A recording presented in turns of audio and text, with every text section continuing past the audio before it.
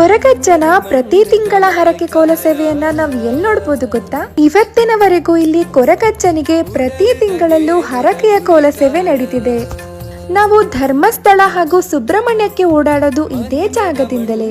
ಧರ್ಮಸ್ಥಳದಿಂದ 18 kilometre, Sowthadka ಮಹಾಗಣಪತಿಯಿಂದ 5 kilometre, Kukke ಸುಬ್ರಹ್ಮಣ್ಯದಿಂದ 45 kilometre ದೂರದಲ್ಲಿದೆ ಆದಿಮುಗೇರ್ಕಳ ಹಾಗೂ ಪರಿವಾರ ದೈವಗಳ ಸಮೇತ ನೆಲೆಸಿರುವಂತ ಪಟ್ಲಡ್ಕ ಕೊರಗಜ್ಜನ ಕ್ಷೇತ್ರ. ನೋಡಿ, ಈ ಕ್ಷೇತ್ರಕ್ಕೆ ನೀವು ಬರಲೇಬೇಕು ಅಂತ ಏನಿಲ್ಲ.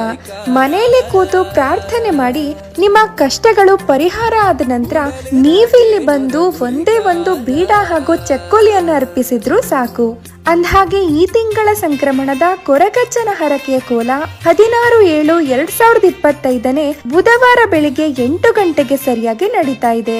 ದೂರದಿಂದ ಬರೋರು ಧರ್ಮಸ್ಥಳದಲ್ಲಿ ಹಿಂದಿನ ದಿನ ಉಳ್ಕೊಂಡು